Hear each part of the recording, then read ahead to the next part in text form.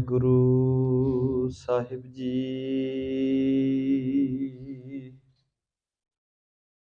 ਸ੍ਰੀ ਨਾਨਕ ਪਦ ਪੰਕਜ ਬੰਦਨ, ਸਿਮਰੋ ਅੰਗਦ ਦੋਖ ਨਿਕੰਦਨ।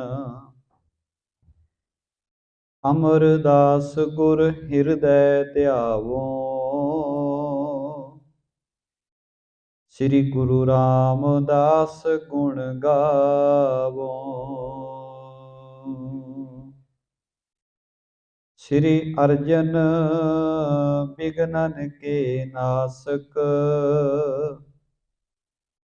ਹਰਿ ਗੋਬਿੰਦ ਸੁਭ ਸੁਮਤਿ ਪਰਕਾਸਕ।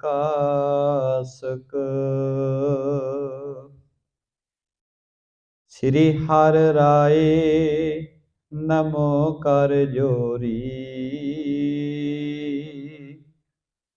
ਸ੍ਰੀ ਹਰਿ ਕ੍ਰਿਸ਼ਨ ਮਨਾਏ ਬਹੋਰੀ।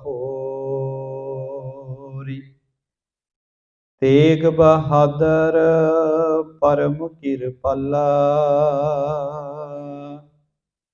ਸ੍ਰੀ ਗੁਰੂ ਗੋਬਿੰਦ ਸਿੰਘ ਬਿਸਾਲਾ। ਧਰੋਂ ਧਰਾ ਪਰ ਪੁਨ ਪੁਨ ਸੀਸਾ, ਬੰਦੋ ਬਾਰ ਬਾਰ ਜਗਤੀਸਾ। ਗੁਰੂ ਨਾਨਕ ਪਰਸੋਤਮੰ ਪਰਮ ਪੁਰਾਵਰ ਨਾਥ, ਜੁਗਲ ਚਰਨ ਮਮ ਬੰਦਨਾ। ਧਰ ਪਾਰ ਧਰ ਕਾਰ ਮਾਥ, ਹਰ ਰੰਗ ਮਿਲਨ ਕੋ ਮਿਲਤੇ हैं, वो बाबा नानक साहे गुरु। सब संगत शीस निवाए कहो, मेरे मन हो न विसरै वाहे गुरु। सब संगत शीस निवाए कहो, मेरे मन हो न विसरै वाहे गुरु। परम सन्मानयोग सतगुਰਾਂ ਦੀ ਸਾਜੀ ਨਿਵਾਜੀ ਗੁਰੂ ਪਿਆਰੀ ਗੁਰੂ ਰੂਪ ਖਾਲਸਾ ਸਾਧ ਸੰਗਤ ਜੀਓ, ਵੱਡ ਭਾਗੇ ਹਾਂ ਜੋ ਰੋਜ਼ਾਨਾ ਦੀ ਤਰ੍ਹਾਂ ਸ਼ਾਮ ਵੇਲੇ ਦੇ ਸਜੇ ਹੋਏ ਦੀਵਾਨਾਂ ਦੇ ਅੰਦਰ ਪ੍ਰੇਮ ਸਹਿਤ ਹਾਜ਼ਰੀ ਭਰਦਿਆਂ ਹੋਇਆਂ ਸੋਦਾਰ ਰਹਿਰਾਸ ਸਾਹਿਬ ਜੀ ਦੇ ਪਾਠ ਸ਼੍ਰਵਣ ਕੀਤੇ ਹਨ। ਗੁਰੂ ਚਰਨਾਂ ਅੰਦਰ ਅਰਦਾਸ ਬੇਨਤੀ ਜੋਦਰੀ ਕਰਦੇ ਹਾਂ, ਸਤਿਗੁਰਾਂ ਨੇ ਕਿਰਪਾ ਕਰਕੇ ਪਾਵਨ ਪਵਿੱਤਰ ਮੁਖਵਾਕ ਬਖਸ਼ਿਸ਼ ਕਰਕੇ ਸਾਨੂੰ ਸਾਰਿਆਂ ਨੂੰ ਨਿਹਾਲ ਕੀਤਾ ਹੈ। ਉਪਰੰਤ ਸਜੇ ਹੋਏ ਦੀਵਾਨਾਂ ਅੰਦਰ ਹਾਜ਼ਰੀ ਭਰਦਿਆਂ ਚੱਲ ਰਹੀ ਗੁਰ ਇਤਿਹਾਸ ਦੀ ਕਥਾ ਦੇ ਨਾਲ ਸਾਂਝ ਪਾਉਣੀ ਹੈ। ਵਿਚਾਰਾਂ ਦੀ ਆਰੰਭਤਾ ਤੋਂ ਪਹਿਲਾਂ ਗੁਰੂ ਚਰਨਾਂ ਵਿੱਚ ਸੁਰਤ ਨੂੰ ਇਕਾਗਰ ਕਰੀਏ। ਮਨ ਵਿਰਤੀਆਂ ਸਤਿਗੁਰਾਂ ਦੇ ਚਰਨੀ ਜੋੜਦੇ ਹਾਂ, ਪ੍ਰੇਮ ਸਹਿਤ ਗੁਰ ਫਤਿਹ ਦੀ ਸਾਂਝ ਪਾਈਏ। ਕੋਈ ਵੀ ਰਸਨਾ ਗੁਰੂ ਫਤਿਹ ਤੋਂ ਵਾਂਝੀ ਨਾ ਰਵੇ। ਸਾਰੀ ਸੰਗਤ ਕਰੋ ਕਿਰਪਾ, ਆਖੋ ਜੀ ਵਾਹਿਗੁਰੂ ਜੀ ਕਾ ਖਾਲਸਾ ਵਾਹਿਗੁਰੂ ਜੀ ਕੀ ਫਤਿਹ। ਸਤਿਗੁਰਾਂ ਦੀ ਅਪਾਰ ਕਿਰਪਾ ਰਹਿਮਤ ਦਾ ਸਦਕਾ ਜੋ ਲੜੀਵਾਰ ਗੁਰ ਇਤਿਹਾਸ ਦੀ ਕਥਾ ਆਪਾਂ ਰੋਜ਼ਾਨਾ ਹੀ ਪ੍ਰੇਮ ਸਹਿਤ ਸ਼੍ਰਵਣ ਕਰਦੇ ਹਾਂ, ਚੱਲ ਰਹੇ ਪ੍ਰਸੰਗ ਵਿੱਚ ਸ਼੍ਰਵਣ ਕਰ ਰਹੇ ਸੀ ਕਿ ਜਗਤ ਦੇ ਮਾਲਕ ਧੰਨ ਗੁਰੂ ਨਾਨਕ ਸਾਹਿਬ ਮਹਾਰਾਜ ਜੀ ਆਪਣੀ ਇੱਕ ਲੰਮੇਰੀ ਪ੍ਰਚਾਰ ਯਾਤਰਾ ਤੋਂ ਵਾਪਸ ਆਏ ਨੇ। ਵਾਪਸ ਆਉਂਦਿਆਂ ਸਾਹਿਬ ਗੁਰੂ ਨਾਨਕ ਸਾਹਿਬ ਮਹਾਰਾਜ ਜੀ ਪਹਿਲਾਂ ਸੁਲਤਾਨਪੁਰ ਲੋਧੀ ਵਿਖੇ ਭੈਣ ਬੇਬੇ ਨਾਨਕੀ ਜੀ ਦੇ ਘਰ ਵਿਖੇ ਗਏ। ਜਾ ਕੇ ਪਰਿਵਾਰ ਨੂੰ ਮਿਲੇ।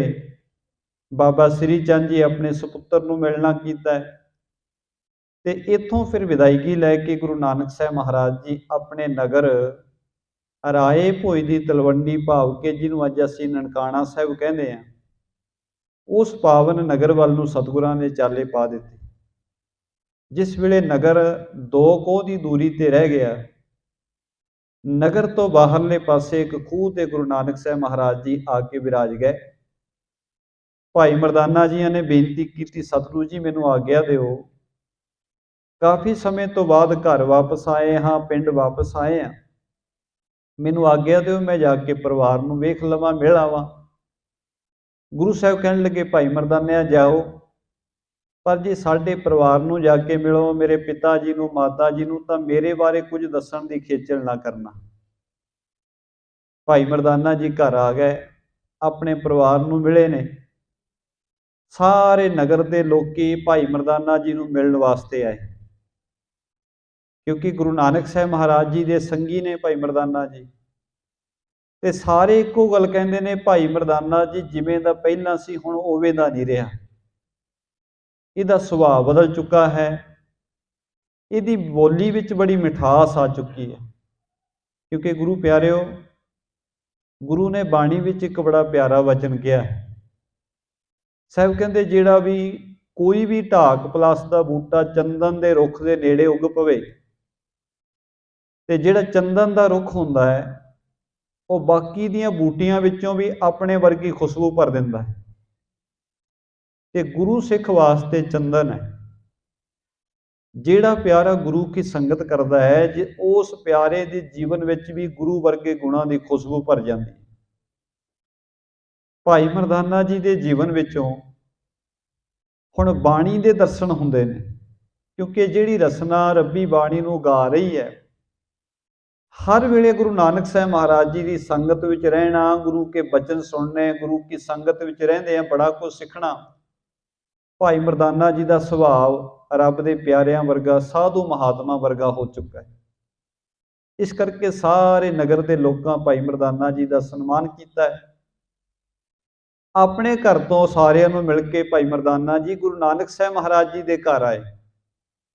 ਇੱਥੇ ਜਿਸ ਵੇਲੇ ਘਰ ਵਿੱਚ ਪ੍ਰਵੇਸ਼ ਹੋਏ ਤਾਂ ਸਾਹਮਣੇ ਸਤਿਗੁਰਾਂ ਦੇ ਸਨਮਾਨਯੋਗ ਸਤਿਕਾਰਯੋਗ ਮਾਤਾ ਜੀ ਜੋ ਬਜ਼ੁਰਗ ਹੋ ਚੁੱਕੇ ਨੇ, ਮਾਤਾ ਤ੍ਰਿਪਤਾ ਜੀ, ਉਹ ਸਾਹਮਣੇ ਦਿਖਾਈ ਦਿੱਤੇ। ਜਿਸ ਵੇਲੇ ਸਾਹਮਣੇ ਵੇਖਿਆ ਮਾਤਾ ਜੀ ਨੇ ਭਾਈ ਮਰਦਾਨਾ ਆਇਆ, ਭਾਈ ਮਰਦਾਨਾ ਜੀ ਨੂੰ ਵਿੱਚੋਂ ਆਪਣੇ ਪੁੱਤਰ ਦਾ ਰੂਪ ਵੇਖ ਕੇ, ਕਿਉਂਕਿ ਆਪਣੇ ਪੁੱਤਰ ਦੇ ਨਾਲ ਹੀ ਰਹਿੰਦੇ ਨੇ ਭਾਈ ਮਰਦਾਨਾ ਜੀ, ਉਹਨਾਂ ਦਾ ਬੜਾ ਸਨਮਾਨ ਕੀਤਾ, ਗਲਵਖੜੀ ਵਿੱਚ ਲੈ ਕੇ ਪਿਆਰ ਦਿੱਤਾ ਹੈ। ਤੇ ਮਾਤਾ ਜੀ ਭਾਈ ਮਰਦਾਨਾ ਜੀ ਦੇ ਸਿਰ ਤੇ ਹੱਥ ਫੇਰਦੇ ਆ ਭਾਵੁਕ ਹੋ ਗਏ। ਪੁੱਛਦੇ ਨੇ, ਭਾਈ ਮਰਦਾਨਿਆ ਮੇਰੇ ਪੁੱਤਰ ਨੂੰ ਕਿੱਥੇ ਛੱਡ ਆਇਆ? ਉਹਨੂੰ ਨਾਲ ਨਹੀਂ ਲੈ ਕੇ ਆਇਆ, ਕਿੰਨਾ ਚਿਰ ਹੋ ਗਿਆ ਤੁਹਾਨੂੰ ਘਰ ਤੋਂ ਗਿਆ ਨੂੰ, ਨਾ ਤੁਹਾਡੀ ਕੋਈ ਖਬਰ, ਨਾ ਕੋਈ ਸਾਰ, ਪਤਾ ਨਹੀਂ ਕਿਹੜੇ ਦੇਸਾਂ ਵਿਦੇਸਾਂ ਵਿੱਚ ਤੁਸੀਂ ਚਲੇ ਗਏ। ਅੱਜ ਤੂੰ ਆਇਆ ਤੇ ਮੇਰਾ ਪੁੱਤਰ ਦਿਖਾਈ ਨਹੀਂ ਦਿੰਦਾ, ਮੇਰਾ ਪੁੱਤਰ ਨਾਨਕ ਹੈ ਕਿੱਥੇ ਹੈ? ਹੁਣ ਭਾਈ ਮਰਦਾਨਾ ਜੀ ਨੂੰ ਹੁਕਮ ਸੀ ਗੁਰੂ ਸਾਹਿਬ ਦਾ, ਸਾਡੇ ਘਰ ਜਾਵੇ ਤੇ ਸਾਡੇ ਬਾਰੇ ਕੋਈ ਗੱਲ ਨਾ ਕਰੇ। ਭਾਈ ਮਰਦਾਨਾ ਜੀ ਕਹਿਣ ਲੱਗੇ, ਮਾਤਾ ਜੀ ਮੈਂ ਨਹੀਂ ਜਾਣਦਾ। ਇੰਨਾ ਕਹਿ ਕੇ ਚੁੱਪ ਕਰ ਗਏ। ਮਾਤਾ ਜੀ ਬੜੇ ਵਿਆਕੁਲ ਹੋਏ, ਇਸ ਤਰ੍ਹਾਂ ਲੱਗਿਆ ਜਿਵੇਂ ਬੇਸੁੱਧ ਹੋ ਗਏ। ਕੁਝ ਸਮੇਂ ਦੇ ਬਾਅਦ ਜਦੋਂ ਹੋਸ਼ ਵਿੱਚ ਆਏ ਮਾਤਾ ਜੀ, ਮਾਤਾ ਤ੍ਰਿਪਤਾ ਜੀ, ਫੇਰ ਪੁੱਛਦੇ ਨੇ, ਭਾਈ ਮਰਦਾਨਿਆ ਦੱਸ ਮੇਰਾ ਪੁੱਤਰ ਕਿੱਥੇ ਹੈ, ਇੱਕ ਵਾਰੀ ਮਿਲਾ ਦੇ, ਮੈਂ ਤਾਂ ਉਹਨੂੰ ਯਾਦ ਕਰਦੀ ਰਹਿੰਦੀ। ਭਾਈ ਮਰਦਾਨਾ ਜੀ ਕਹਿਣ ਲੱਗੇ, ਜੀ ਮੈਂ ਨਹੀਂ ਕੁਝ ਵੀ ਕਹਿ ਸਕਦਾ। ਇਹ ਕਹਿ ਕੇ ਉੱਥੋਂ ਤੁਰ ਪਏ। ਤੇ ਮਾਤਾ ਜੀ ਨੇ ਸੋਚਿਆ, ਜੇ ਭਾਈ ਮਰਦਾਨਾ ਬਹੁਤੀ ਦੇਰ ਨਹੀਂ ਇੱਥੇ ਰੁਕੇ ਤਾਂ ਮਤਲਬ ਮੇਰਾ ਪੁੱਤਰ ਵੀ ਕਿਤੇ ਨੇੜੇ ਹੀ ਹੈ। ਤੇ ਉਹ ਭਾਈ ਮਰਦਾਨਾ ਜੀ ਦੇ ਪਿੱਛੇ ਹੀ ਚੱਲ ਪਏ। ਕੁਝ ਭੋਜਨ ਲਿਆ, ਕੁਝ ਵਸਤਰ ਲਏ, ਤੇ ਅਖੀਰ ਉਸ ਜਗ੍ਹਾ ਤੇ ਜਾ ਪਹੁੰਚੇ ਜਿੱਥੇ ਗੁਰੂ ਨਾਨਕ ਸਾਹਿਬ ਮਹਾਰਾਜ ਜੀ ਇੱਕ ਖੂਹ ਤੇ ਬੈਠੇ ਨੇ। ਜਿਸ ਵੇਲੇ ਸਤਿਗੁਰਾਂ ਨੇ ਆਪਣੇ ਮਾਤਾ ਜੀ ਨੂੰ ਦੂਰੋਂ ਆਉਂਦਿਆਂ ਵੇਖਿਆ, ਗੁਰੂ ਨਾਨਕ ਸਾਹਿਬ ਮਹਾਰਾਜ ਜੀ ਉੱਠ ਕੇ ਅੱਗੇ ਆ ਗਏ ਤੇ ਆ ਕੇ ਮਾਤਾ ਜੀ ਦੇ ਚਰਨਾਂ ਤੇ ਨਮਸਕਾਰ ਕੀਤੀ, ਕਿਉਂਕਿ ਮਾਤਾ ਪਿਤਾ ਦਾ ਦੇਣਾ ਕੋਈ ਨਹੀਂ ਦੇ ਸਕਦਾ। ਭਾਵੇਂ ਕੋਈ ਵੀ ਹੋਵੇ, ਮਾਤਾ ਪਿਤਾ ਹੀ ਹੁੰਦੇ। ਗੁਰੂ ਨਾਨਕ ਸਾਹਿਬ ਮਹਾਰਾਜ ਨੇ ਆ ਕੇ ਮਾਤਾ ਜੀ ਦੇ ਚਰਨਾਂ ਤੇ ਨਮਸਕਾਰ ਕੀਤੀ। ਤੇ ਇੱਕ ਪੁੱਤਰ ਤੇ ਮਾਂ ਦਾ ਜਿਹੜਾ ਇਹ ਮਿਲਾਪ ਸੀ, ਇਹ ਪ੍ਰੇਮ, ਇਹ ਖੁਸ਼ੀ ਜਿਹੜੀ ਹੈ ਉਹ ਮਾਂ ਹੀ ਬਿਆਨ ਕਰ ਸਕਦੀ ਹੈ, ਜਿਹਨੇ ਆਪਣੇ ਪੁੱਤਰ ਨੂੰ ਕਾਫੀ ਸਮੇਂ ਦੇ ਬਾਅਦ ਵੇਖਿਆ ਹੋਵੇ। ਅੱਖਾਂ ਵਿੱਚੋਂ ਨੀਰ ਵਹਿ ਰਿਹਾ, ਮਾਤਾ ਜੀ ਕੋਲੋਂ ਕੁਝ ਬੋਲਿਆ ਨਹੀਂ ਸੀ ਜਾ ਰਿਹਾ। ਬੜਾ ਚਿਰ ਮਾਤਾ ਜੀ ਨੇ ਗਲਵਖੜੀ ਗੁਰੂ ਨਾਨਕ ਸਾਹਿਬ ਨੂੰ ਪਾਈ ਰੱਖੀ। ਇੰਨੇ ਚਿਰ ਨੂੰ ਪਿਤਾ ਜੀ ਵੀ, ਉਹਨਾਂ ਨੂੰ ਪਤਾ ਲੱਗ ਗਿਆ ਪਿਤਾ ਕਾਲੂ ਜੀ ਨੂੰ ਕਿ ਮੇਰਾ ਪੁੱਤਰ ਨਾਨਕ ਨਗਰ ਤੋਂ ਬਾਹਰ ਇੱਕ ਖੂਹ ਤੇ ਬੈਠਾ ਹੈ। ਪਿਤਾ ਕਾਲੂ ਜੀ ਵੀ ਘੋੜੇ ਤੇ ਸਵਾਰ ਹੋ ਕੇ ਆ ਪਹੁੰਚੇ ਤੇ ਗੁਰੂ ਨਾਨਕ ਸਾਹਿਬ ਨੇ ਉਹਨਾਂ ਦੇ ਵੀ ਚਰਨਾਂ ਤੇ ਨਮਸਕਾਰ ਕੀਤੀ। ਹੁਣ ਜਿਸ ਵੇਲੇ ਆ ਕੇ ਬੈਠ ਗਏ, ਮਾਤਾ ਜੀ ਜਿਹੜਾ ਭੋਜਨ ਲੈ ਕੇ ਆਏ ਸਨ, ਉਹ ਭੋਜਨ ਗੁਰੂ ਨਾਨਕ ਸਾਹਿਬ ਦੇ ਸਾਹਮਣੇ ਰੱਖਿਆ। ਕਹਿਣ ਲੱਗੀ, ਪੁੱਤਰ ਜੀ ਪਤਾ ਨਹੀਂ ਤੁਸੀਂ ਕਿੱਥੇ ਰਹੇ ਹੋ ਤੇ ਕਿਹੋ ਜਿਹੇ ਹਾਲਾਤਾਂ ਵਿੱਚ ਰਹੇ ਹੋ, ਅੱਜ ਮੈਂ ਭੋਜਨ ਲੈ ਕੇ ਆਈ ਹਾਂ, ਮੇਰੇ ਹੱਥੋਂ ਭੋਜਨ ਛਕੋ ਤੇ ਮੈਨੂੰ ਬੜੀ ਖੁਸ਼ੀ ਮਿਲੇਗੀ। ਗੁਰੂ ਨਾਨਕ ਸਾਹਿਬ ਨੇ ਕਿਹਾ, ਇਹ ਭੋਜਨ ਜਿਹੜਾ ਹੈ ਸਰੀਰ ਦਾ, ਪਰ ਮੈਂ ਉਹ ਭੋਜਨ ਕਰ ਚੁੱਕਿਆ ਜਿਸ ਭੋਜਨ ਦੇ ਨਾਲ ਬੰਦੇ ਦੀਆਂ ਭੁੱਖਾਂ ਮੁੱਕ ਜਾਂਦੀਆਂ। ਉਹ ਭੋਜਨ ਨਾਮ ਦਾ ਭੋਜਨ ਹੈ। ਤੇ ਸਾਹਿਬ ਨੇ ਵੀ ਬਚਨ ਕਹੇ, ਜਿਹੜਾ ਭੋਜਨ ਖਾਧਿਆਂ ਬੰਦੇ ਦਾ ਤਨ ਰੋਗੀ ਹੋ ਜਾਏ ਤੇ ਮਨ ਵਿੱਚ ਵਿਕਾਰ ਚੱਲਣ, ਉਹ ਭੋਜਨ ਬੰਦੇ ਨੂੰ ਖਾਣਾ ਨਹੀਂ ਚਾਹੀਦਾ, ਉਹ ਚੀਜ਼ਾਂ ਦੀ ਵਰਤੋਂ ਨਹੀਂ ਕਰਨੀ ਚਾਹੀਦੀ।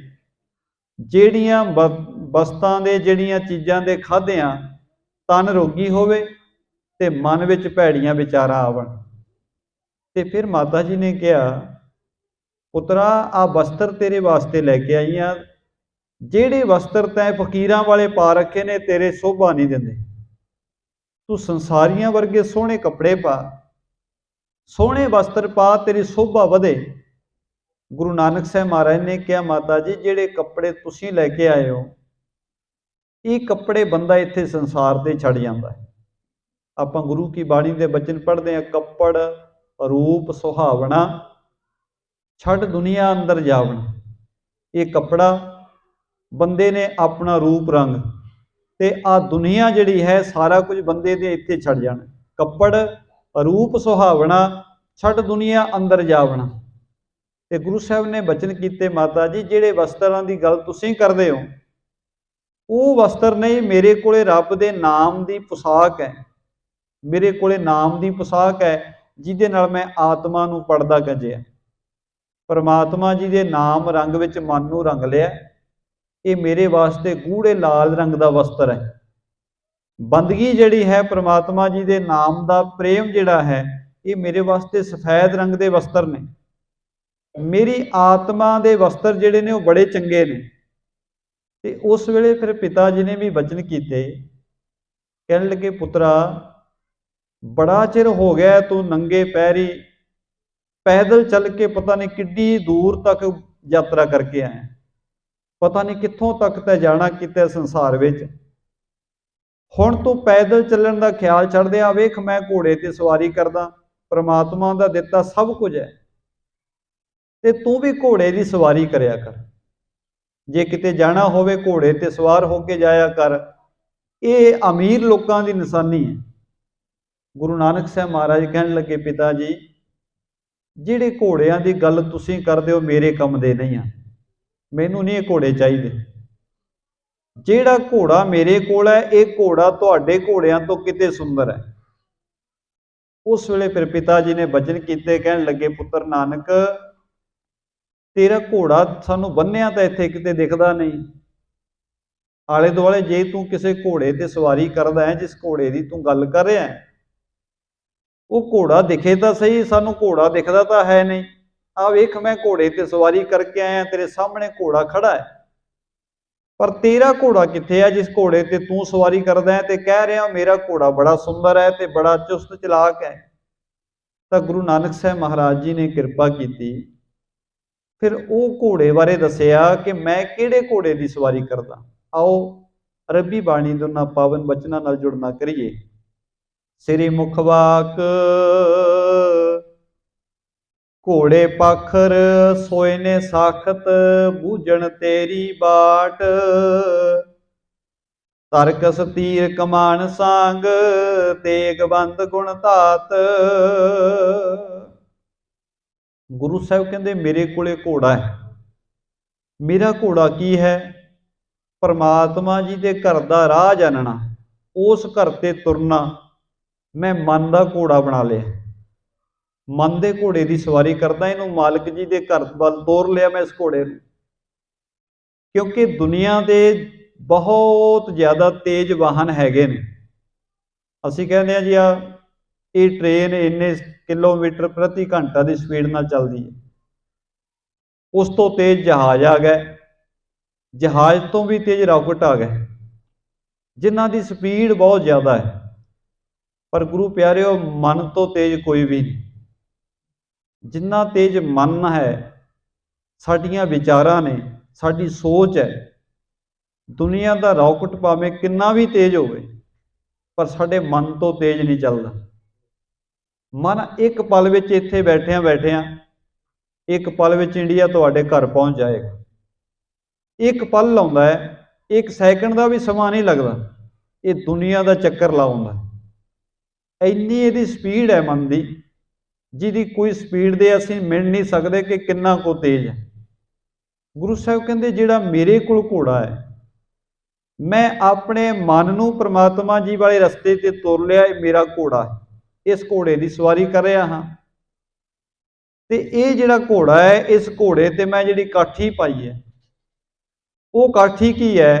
परमात्मा जी दे प्रेम की काठी पा ली मैं इस घोड़े ते, मन दे उत्ते मन रूपी घोड़े ते मैं प्रेम की काठी पा ली। हुण क्योंकि जिन्हें घोड़सवारी करनी उन्होंने काठी भी पाउणी पैंदी।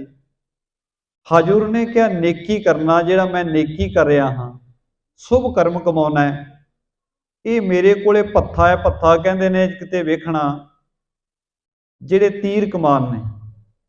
गुरु महाराज के सामने उस तीर ते एक तीर कमान रखिया होया। जिस चीज़ दे विच इन्हां तीरां नूं पा के पिठ ते टंगिया जांदा है, उहनूं पत्था कहा जाता है, जिथे सारे तीर रखे जाते। ते गुरु साहब कहते मेरे कोले भी पत्था हैगा। पत्था किहड़ा है जिस तीर पा के रखे ने? कहते रब दे नाम दे नाल जुड़ के शुभ कर्म करने मेरे वास्ते पत्था है। ते साहब कहते जिहड़ा धनुख है, बरसा ते तलवार जिहड़ा है, ये सारा कुछ ही परमात्मा के गुणा रूपी मेरे कोल हैगा है। भाव कि मैनूं संसारी घोड़े की लोड़ नहीं। संसारी घोड़े ते बंदा किन्ना को दौड़ लएगा, पर साहब कहते जिहड़ा मन के घोड़े ते सवारी करता है, सुरत का घोड़ा बना के जिहड़ा सवारी करता है, ये घोड़ा इन्ना तेज है, बंदे नूं परमात्मा जी के नेड़े लै जांदा। ये सच है। जिस बंदे नूं सुरत की सवारी करनी आ गई, जे तां साडी सुरत, क्योंकि इन्हें मन ने या कह लो सुरत ने, स्पीड इहदी उन्नी हुई है, चाहे पुठे पासे नूं तुर लईए, जे इहनूं बुरे पासे तुर लवांगे उन्ना ही तेजी नाल परमात्मा तो दूर लै जांदा है, क्योंकि इहने सफर तां तय करना ही है। जे इहनूं माड़े पासे तुर लिया तो बहुत तेजी नाल बंदे नूं बहुत बुरे पासे लै जांदा। पर जे चंगे पासे साडी मन नूं, साडी सुरत नूं जोड़ लईए तो बहुत जल्दी बंदा रब दे नेड़े हो जाता है, परमात्मा जी दे नेड़े हो जाता है। ये हुण असीं वेखना है कि असीं तुरना किस पासे नूं, साडी मंजिल की है। साडी मंजिल संसार दे विकार ने कि परमात्मा दा घर है। जे रब वाले पासे नूं तुर पई सुरत, ते इस साधन तो बिना, इस घोड़े तो तेज होर कोई चीज़ है ही नहीं। असीं दुनिया की किसी चीज़ के नाल सवारी करके मालक दे नेड़े नहीं हो सकते, पर जे सुरत की सवारी करन लग पे, मन की सवारी करनी आ गई, तो असीं बहुत जल्दी वाहिगुरू जी के नेड़े हो सकते हैं।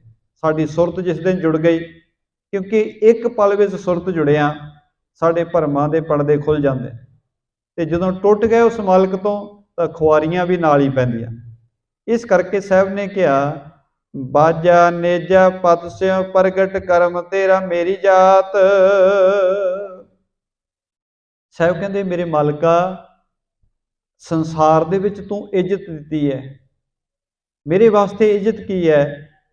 तेरे नाम की भी इज्जत मैनू मिली है, यही मेरे वास्ते नेजा है, यही मेरे वास्ते बैण बाजा, सारा कुछ तेरा नाम ही है। ते साहब कहते बाबा हुर चढ़ना खुशी खुआर, जित चढ़िया तन पीड़ी है, मन में चलै बेकार रहाओ। साहब कहते हे बाबा, जिस सवारी करन दे नाल, जिस चीज़ की सवारी करन दे नाल दुख पैदा हुंदा होवे शरीर विच, ते मन जिहड़ा है उहदे विच विकार चलदे होण, वो सवारी नहीं करनी चाहिए। उस चीज़ ते चढ़ के सवारी करन वाले पासे बंदे नूं नहीं तुरना चाहिए। उस वेले घोड़े सन जिहड़े शाही सवारी सी, अमीर लोगों की सवारी घोड़े सन, रथ सन, हाथी सन। ते अज दे समय विच असीं अर्थ कर सकते हैं कि जिहड़े साडे आवाजाई के साधन ने, जिहड़ियां गड्डियां कारां ने जिन्हां विच असीं सफ़र करते हैं।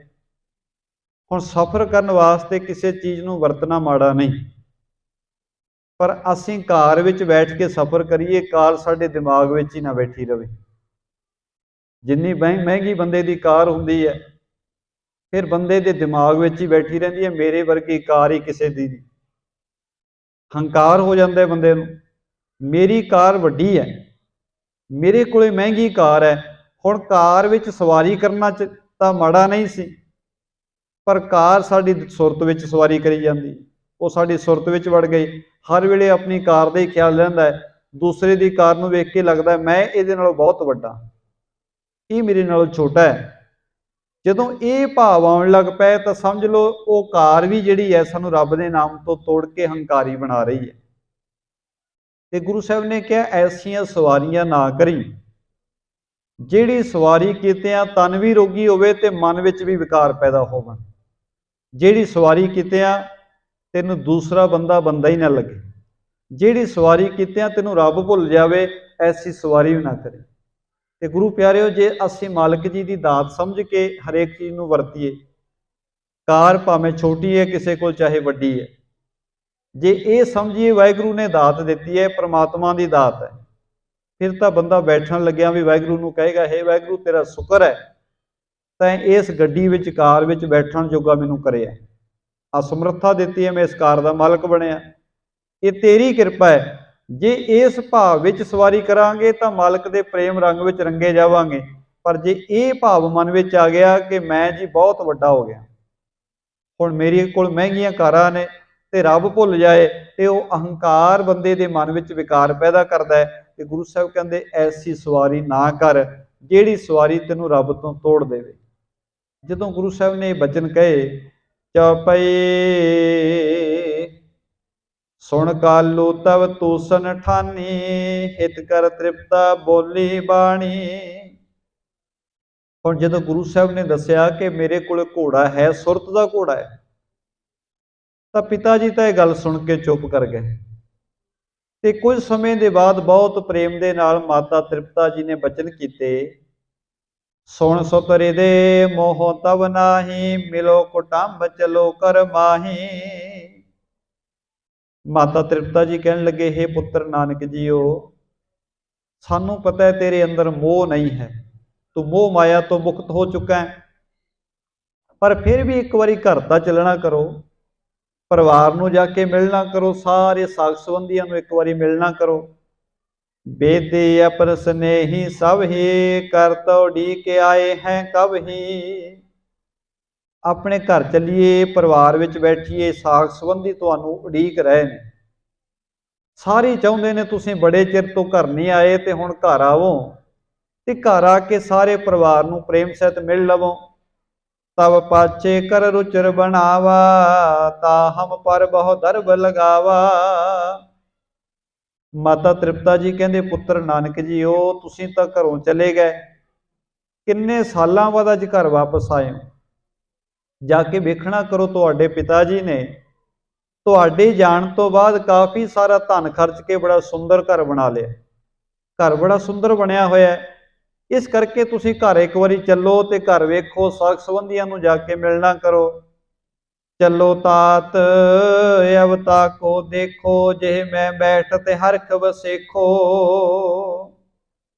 हे पुत्र जी चलो घर चलीए, अपना नवा घर वेखो, जिस घर विच बैठ के बड़ा आनंद आएगा तुहानूं। अपने घर एक बारी चलना तो करो, तुसीं नगर तो बाहर ही आके बैठ गए हो। सो बनवाए तुमरे हेता, सुन बोले प्रभु कृपा निकेता। गुरु नानक साहब महाराज कहते, मैं भी घर बना लिया माता जी, मेरे कोल भी बड़ा सुंदर घर है, मैं बहुत सोहना घर बना के रखिया है।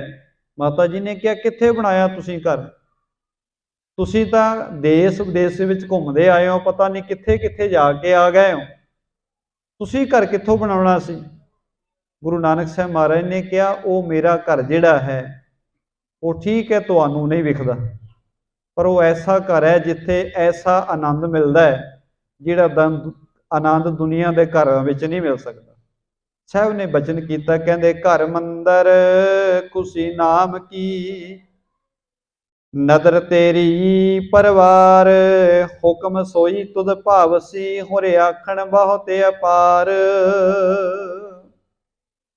ਸਾਹਿਬ ਕਹਿਣ ਲੱਗੇ ਮੇਰੇ ਕੋਲੇ ਘਰ ਹੈਗਾ। ਕਿਹੜਾ ਘਰ ਹੈ? ਪਰਮਾਤਮਾ ਜੀ ਦੇ ਨਾਮ ਦੀ ਖੁਸ਼ੀ, ਇਹ ਮੇਰੇ ਵਾਸਤੇ ਸਭ ਤੋਂ ਚੰਗਾ ਘਰ ਹੈ। ਕਿਉਂਕਿ ਜਿਹੜੇ ਆ ਸੰਸਾਰੀ ਘਰ ਆਪਾਂ ਸਾਰੇ ਹਰੇਕ ਹੀ ਬੰਦਾ ਬਣਾਉਂਦਾ ਹੈ, ਇਹ ਬੰਦੇ ਦੀਆਂ 3 ਜ਼ਰੂਰਤਾਂ ਮੇਨ ਰੱਖੀਆਂ ਗਈਆਂ ਨੇ, ਰੋਟੀ, ਕੱਪੜਾ ਤੇ ਮਕਾਨ। ਬੰਦਾ ਇਹਦੇ ਵਾਸਤੇ, 3 ਚੀਜ਼ਾਂ ਦੀ ਪ੍ਰਾਪਤੀ ਵਾਸਤੇ ਸਾਰੀ ਜ਼ਿੰਦਗੀ ਹਰੇਕ ਬੰਦਾ ਸੰਘਰਸ਼ ਕਰਦਾ ਹੈ। ਪਰ ਇਹ ਸਰੀਰ ਦੇ ਰਹਿਣ ਵਾਸਤੇ ਅਸੀਂ ਘਰ ਬਣਾਉਂਦੇ ਹਾਂ। ਸਾਡੇ ਸਰੀਰ ਨੇ ਇੱਥੇ ਰਹਿਣਾ ਹੈ। ਬੰਦਾ ਕਹਿੰਦਾ ਜੀ ਆਪਣਾ ਘਰ ਹੋਵੇ ਭਾਵੇਂ ਛੋਟਾ ਹੀ ਹੋਵੇ, ਪਰੰਤੂ ਜਿਹੜਾ ਆਤਮਾ ਦਾ ਘਰ ਹੈ, ਹਜ਼ੂਰ ਨੇ ਕਿਹਾ ਉਹ ਪ੍ਰਮਾਤਮਾ ਜੀ ਦੇ ਨਾਮ ਦੇ ਨਾਲ ਹੀ ਬਣਦਾ ਹੈ। ਤੇ ਸਾਹਿਬ ਨੇ ਕਿਹਾ ਘਰ ਮੰਦਰ ਖੁਸ਼ੀ ਨਾਮ ਕੀ, ਮੇਰੇ ਵਾਸਤੇ ਪ੍ਰਮਾਤਮਾ ਜੀ ਦਾ ਨਾਮ ਹੀ ਸਭ ਤੋਂ ਚੰਗਾ ਘਰ ਹੈ ਤੇ ਇਹੀ ਮੇਰਾ ਮਹੱਲ ਹੈ। ਤੇ ਨਦਰ ਤੇਰੀ ਪਰਿਵਾਰ, ਇਹ ਪ੍ਰਮਾਤਮਾ ਜੀ ਤੇਰੀ ਕਿਰਪਾ ਦ੍ਰਿਸ਼ਟੀ ਹੀ ਮੇਰਾ ਪਰਿਵਾਰ ਹੈ।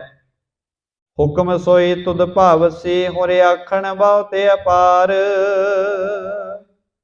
हे ਮਾਲਕ ਜੀ, ਤੇਰਾ ਜਿਹੜਾ ਹੁਕਮ ਹੈ ਇਹ ਮੈਨੂੰ ਬੜਾ ਪਿਆਰਾ ਲੱਗਦਾ ਹੈ, ਪਰ ਤੇਰੇ ਹੁਕਮ ਨੂੰ ਮੈਂ ਕਹਿ ਨਹੀਂ ਸਕਦਾ, ਤੇਰਾ ਹੁਕਮ ਪਰੇ ਤੋਂ ਪਰੇ ਹੈ। ਪਰਮਾਤਮਾ ਜੀ ਦਾ ਹੁਕਮ ਪਤਾ ਨਹੀਂ ਕਿੰਨਾ ਕੁ ਵੱਡਾ ਹੈ, ਹਰੇਕ ਕਿਤੇ ਉਹਦਾ ਹੁਕਮ ਚੱਲਦਾ ਹੈ। ਨਾਨਕ ਸੱਚਾ ਪਾਤਸ਼ਾਹੋ, ਪੁੱਛ ਨਾ ਕਰੇ ਵਿਚਾਰ। ਸਾਹਿਬ ਕਹਿੰਦੇ हे ਨਾਨਕ, ਸੱਚਾ ਪਰਮਾਤਮਾ ਕਿਸੇ ਦੀ ਸਲਾਹ ਨਹੀਂ ਲੈਂਦਾ।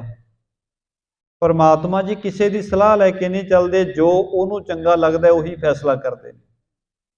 ਜੇ ਮਾਲਕ ਸਾਡੀ ਸਲਾਹ ਲੈ ਕੇ ਚੱਲਣ ਲੱਗ ਪਵੇ ਤੇ ਸਾਡੀ ਸਲਾਹ ਲੈ ਕੇ ਅਸੀਂ ਤਾਂ ਚੱਲਣ ਹੀ ਨਾ ਦਈਏ ਸਾਰੀ ਕੁਦਰਤ ਨੂੰ, ਬੰਦਾ ਤਾਂ ਆਪਣੇ ਆਂਢ ਗੁਆਂਢ ਦੇ ਘਰ ਉਜਾੜਨ ਵਾਸਤੇ ਤਿਆਰ ਬੈਠਾ ਰਹਿੰਦਾ। ਇਸ ਕਰਕੇ ਮਾਲਕ ਜੀ ਕਿਸੇ ਦੀ ਵੀ ਸਲਾਹ ਨਹੀਂ ਲੈਂਦੇ, ਉਹਨੂੰ ਜੋ ਚੰਗਾ ਲੱਗਦਾ ਸਾਹਿਬ ਕਹਿੰਦੇ ਉਹ ਪਰਮਾਤਮਾ ਉਹੀ ਕਰਦਾ ਹੈ।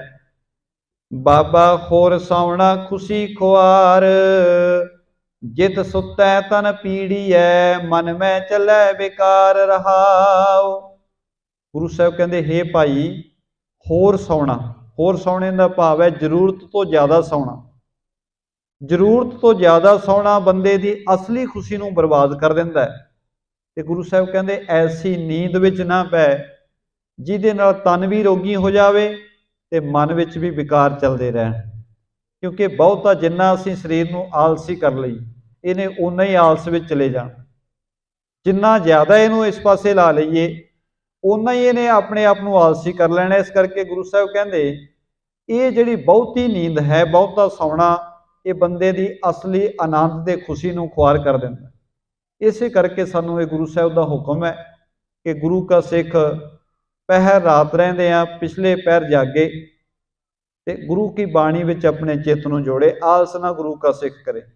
ਤੇ ਸਾਹਿਬ ਜੀ ਨੇ ਇਸੇ ਕਰਕੇ ਕਿਹਾ, ਕਹਿਣ ਲੱਗੇ हे ਭਾਈ, ਐਸੀ ਨੀਂਦ ਵਿੱਚ ਨਾ ਪੈ ਜਿਹਦੇ ਨਾਲ ਮਨ ਰੋਗੀ ਹੋ ਜਾਏ।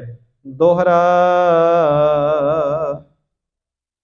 ਸੁਣ ਜਨਨੀ ਮਮ ਬਚਨ ਕੋ, ਅਵਲੋ ਹਿਰਦੈ ਉਲਾਸ, ਦੇਸ ਵਿਦੇਸ ਬਲੋਕ ਕੈ, ਬਾਹਰੋਂ ਆਏ ਆਵਾਸ। ਗੁਰੂ ਸਾਹਿਬ ਕਹਿੰਦੇ ਮਾਤਾ ਜੀ ਠੀਕ ਹੈ, ਤੁਸੀਂ ਘਰ ਸੋਹਣਾ ਬਣਾਇਆ ਹੈ, ਪਰ ਮੈਂ ਜਿਹੜਾ ਘਰ ਮੈਂ ਬਣਾ ਲਿਆ ਹੈ, ਜਿਸ ਘਰ ਵਿੱਚ ਮੈਂ ਰਹਿਣ ਲੱਗ ਪਿਆ, ਉਸ ਘਰ ਵਿੱਚ ਕੋਈ ਚਿੰਤਾ, ਕੋਈ ਉਦਾਸੀ ਨਹੀਂ ਪਹੁੰਚਦੀ। ਪਰ ਜਿਹੜਾ ਤੁਸੀਂ ਘਰ ਜਾਣ ਦੀ ਗੱਲ ਕਰ ਰਹੇ ਹੋ, ਅਜੇ ਮੇਰਾ ਘਰ ਜਾਣ ਦਾ ਚਿੱਤ ਨਹੀਂ ਕਰਦਾ। ਅਜੇ ਰੱਬੀ ਹੁਕਮ ਹੈ, ਦੇਸਾਂ ਵਿਦੇਸਾਂ ਦੀ ਅਸੀਂ ਅਜੇ ਹੋਰ ਸੈਰ ਕਰਨੀ ਹੈ। ਜਦੋਂ ਪ੍ਰਮਾਤਮਾ ਜੀ ਦਾ ਹੁਕਮ ਹੋਇਆ ਫਿਰ ਅਸੀਂ ਘਰ ਆ ਕੇ ਰਹਿਣਾ ਕਰਾਂਗੇ। ਚੌਪਈ ਹੇ ਸੁਤ ਤੈ ਅਸ ਬੈਣ ਉਚਾਰੇ, ਹਿਰਦੇ ਸਾਤ ਕਿਉਂ ਆਵ ਹਮਾਰੇ। ਮਾਤਾ ਤ੍ਰਿਪਤਾ ਜੀ ਕਹਿਣ ਲੱਗੇ हे ਪੁੱਤਰ, ਜਿਸ ਤਰ੍ਹਾਂ ਦੀਆਂ ਤੁਸੀਂ ਗੱਲਾਂ ਕਰ ਰਹੇ ਹੋ, ਜਿਵੇਂ ਦੇ ਤੁਸੀਂ ਵਚਨ ਕਰ ਰਹੇ ਹੋ, ਘਰ ਤੁਸੀਂ ਜਾਣਾ ਨਹੀਂ ਚਾਹੁੰਦੇ। ਜਿਸ ਤਰ੍ਹਾਂ ਦੇ ਵਸਤਰ ਅਸੀਂ ਸੰਸਾਰੀ ਤੁਹਾਨੂੰ ਪਵਾਉਣਾ ਚਾਹੁੰਦੇ ਹੋ, ਤੁਸੀਂ ਪਾਉਣਾ ਨਹੀਂ ਚਾਹੁੰਦੇ।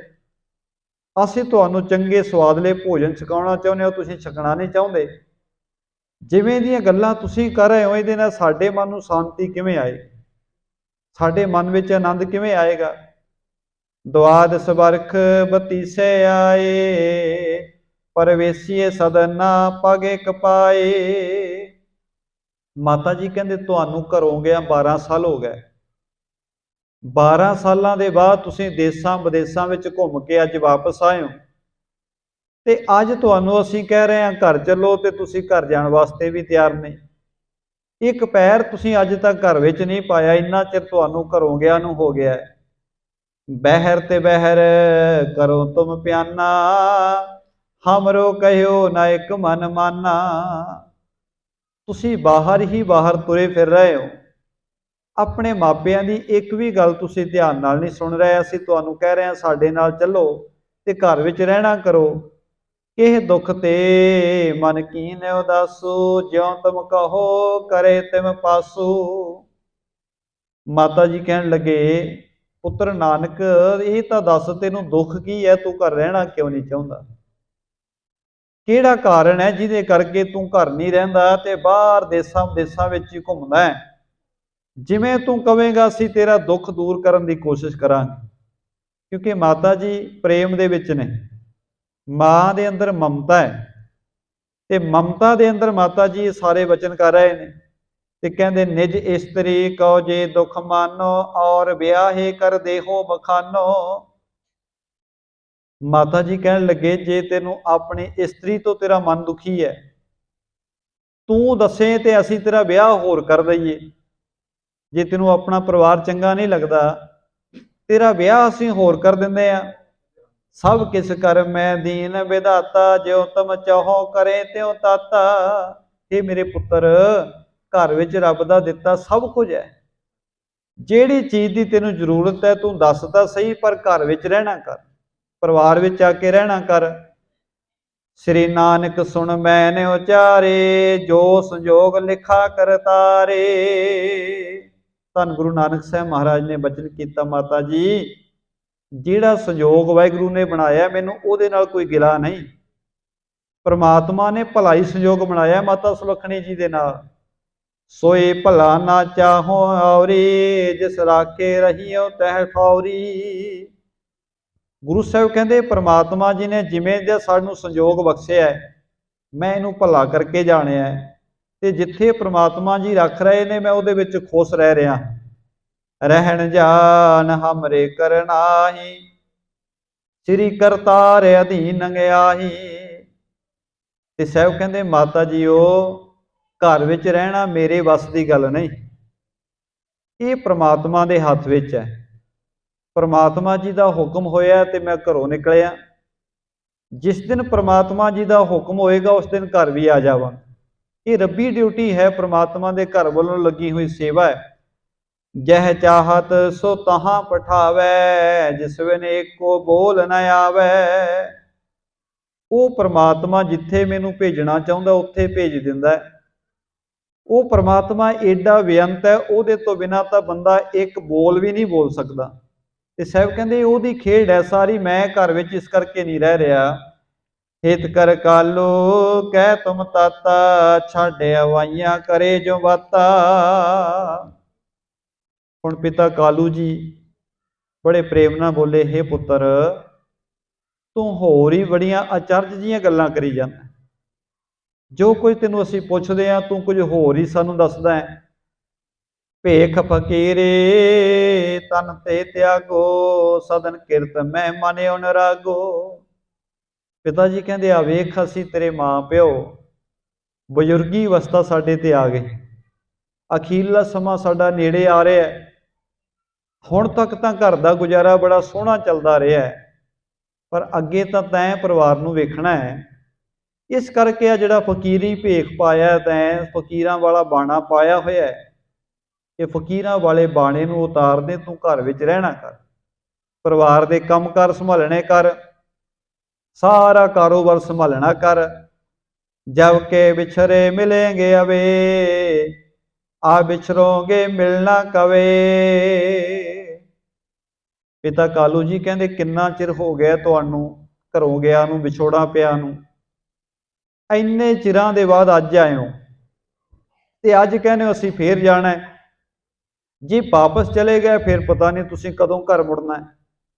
मेला होए के बाहरो नाही, वृद्ध पै बल नै तन माही। कहन लगे आ वेख साडे हालात की बन गए ने, बिल्कुल बजुर्ग हो चुके हैं। इस वारी तो तेनों मिल गए आ, की पता जदों तुसीं वापस दोबारा परत के आउणा है उस वेले तक असीं संसार ते रहीए कि ना रहीए, क्योंकि तन बजुर्ग हो चुका है, शरीर कमजोर हो चुका है, ते कोई पता नहीं कदों साडी मौत आ जाए। बैस बतीत गई मम सारे, जरा ग्रास लिए दे हमारी। पुत्रा वेख तेरे फिकरां दे विच पिया सारी उम्र लंघ गई, सानू तो यही फिक्र लगा रहा कि तू इको एक साडा पुत्र है, ते तू भी किहड़े जिहड़े संसार दी रीत तो वखरी रीत फड़ लई, फकीर बन के संसार विच घुम रहा है। सारी उम्र साडी ते इसे फिक्र विच लंघ गई, हुण वडेपे ने आके सानू घेरा पा लिया है। अंत समाय अब भयो समीपा, सुन बोले बेदी कुल दीपा। कह लगे हुण अंतला समा साडा नेड़े आ रहा है पुत्रा, हुण तां साडे कोल घर ही रहना कर, हुण ना किते जा, अपने घर दा सारा कारोबार संभालना कर। ये बचन सुन के धन गुरु नानक साहब महाराज सच्चे पातशाह जी ने मारू राग दे अंदर फिर कृपा करके एक शब्द गायन किया है। मारू महला पहला, पिछो राती सदड़ा, नाम खसम का ले, खेमे सतर सराय चे, दिसन रत पीड़े। साहब कहते भाई जिन्होंने रात दे पिछले पहर, जिंदगी एक रात है, जिंदगी दे रात दे 4 पहर ने। पहला पहर जिस वेले जन्म नहीं होया सी अजे माता दी उदर दे विच, दूसरा पहर साडा बचपन दा, तीसरा पहर जवानी दा, ते चौथा पहर बुढ़ापे दा। ते गुरु साहब ने कहा जिन्होंने रात दे पिछले पहर सुनेहा हुंदा है, भाव कि जिन्होंने बुढ़ेपे विच जाके मालक दे घरों आवाज़ पैंदी है, उन्होंने परमात्मा जी दे नाम विच लिव जोड़नी चाहिए। खेमे सतर सराय ते दिसन रथ पीड़े। साहब कहते भाई तंबू चौ छतर कनातां गड्डियां, ये सारिया चीज़ां उन्हां प्यारियां वास्ते तैयार बर तैयार मिलदियां ने जिहड़े प्यारे परमात्मा जी दे नाम रंग विच रंगे रहिंदे। भाव कि रबी दरगाह विच उन्हां नूं सन्मान मिलदा है। जिन्नी तेरा नाम ते आया तिन को सद मिले। भाई जिन्हां ने परमात्मा जी दे नाम की आराधना की है, परमात्मा उन्होंने सदा ही अपनी हजूरी विच बुला लैंदा है, अपने चरनां विच मेल लैंदा है। बाबा मैं कर्महीन कूड़ियार, नाम न पाया तेरा, अंधा परम भूला मन मेरा। गुरु साहब ने आरंभ दे विच वचन कीते जिन्हां ने उहदे नाम नाल प्रेम पाया उन्हां नूं तां रब्बी दरगाह विच सन्मान मिलदा है ते परमात्मा जी उन्हां नूं अपने नाल मिला लैंदे ने। पर साहब कहंदे जिहड़ी मेरी हालात है, क्योंकि गुरु प्यारिओ असीं जदों भी किसी नूं कुछ गल कहनी होवे, किसी नूं कुछ समझाउणा होवे, असीं समझाउण वास्ते दूसरे दी उदाहरण दिंदे दा दूसरे नूं संबोधन करदे हैं कि तेरे विच ये गलती है, तू इहनूं इस तरह सुधार। पर गुरु साहब जी जदों भी सानू कोई उपदेश दिंदे ने, वो किसी नूं नहीं कहंदे, वो अपने मन नूं कहंदे, अपने आप नूं संबोधन करदे ने। संबोधन अपने आप नूं करदे ने पर समझा सानू रहे ने। साहब कहंदे ने बाबा मैं कर्महीन कूड़ियार, हे बाबा मैं कर्महीन ते झूठा। हुण असीं जीवन तां साडा है, क्योंकि गुरु साहब तां परमात्मा दी जोत ने, पर गुरु साहब दे समझाउण दा तरीका है। साहब कहंदे बाबा मैं कर्महीन कूड़ियार, मैं झूठ दा सौदा करन वाला हाँ, मैं कर्मां तो हीणा। क्यों हीणा? क्योंकि नाम ना पाया तेरा, अंधा भरम भूला मन मेरा। हे वाहिगुरु जी मैं तेरे नाम नूं प्राप्त नहीं किया, तेरे नाम में सुरत नहीं जोड़ी, तेरे घर वाल वेख्या ही नहीं, मैं अन्ना हो गया इस पक्ष तो। मेरा मन भरमां विच भुल्ला पिया है, पखंडां विच पिया होया है। वाहिगुरू जी तेरे दर वल मैं वेखना ही नहीं कीता। होर बड़ा कुछ वेखिया, बंदे दीयां अखां अखी देख न रजियां बहु रंग तमाशे। संसार दे रंग तमाशिਆਂ ਨੂੰ ਵੇਖ के बंदे दीयां अखां रजियां नहीं, पर वाहिगुरू जी दे घर दी एक भी झलक नहीं इन्हां अखां ने माणी। इस कुदरत नूं तां वेखदे रहे, उस वाहिगुरू दे बनाए होए रंगां नूं वेखदे रहे, पर उस बनाउण वाले वल नूं नहीं वेखिया। क्योंकि गुरु साहिब ने कहा इन्हां अखां नाल विखना भी नहीं। इन्हां अखां नाल तां संसार, क्योंकि तृष्णा दे विच ग्रसियां होईयां ने, उस रब दे घर दे दीदारे हुंदे ने सुरत दीयां अखां नाल। लोए न सुरत करे, सुरत दीयां अखां नाल वाहिगुरू दे घर दे दीदारे होने ने। पर साहिब कहंदे वाहिगुरू जी उस पक्ष तो मैं अन्ना होया पिया, मेरी सुरत तेरे चरनां विच जुड़ी हुई नहीं, सुरत मेरी खुली हुई नहीं तेरे वाले पासे नूं, ते तेरे दर्शन भी किवें हो। इस करके ही मेरे मालक जी मैं कर्महीन ते झूठा ते तेरे नाम तो खुंझिया होया, अन्ना ते भरमां विच पिया होया। ते साहिब ने फिर किरपा कीती, साध कीते दुख पर पुड़े पूर्व लिखे माए, सुख थोड़े दुख अगले दुखे दुख विहाए। हजूर कहते साध कीते दुख पर फुड़े। हे वाहिगुरू जी मैं की करिया, मैं दुनिया के चस्के बड़े माणे, कई तरह के चस्कियां विच स्वादां विच मैं जीवन बतीत किया। क्योंकि चस्के कली जीव दे नहीं हैं, बंदे नूं गुरु साहब ने कहा बेअंत तरह के चस्के ने।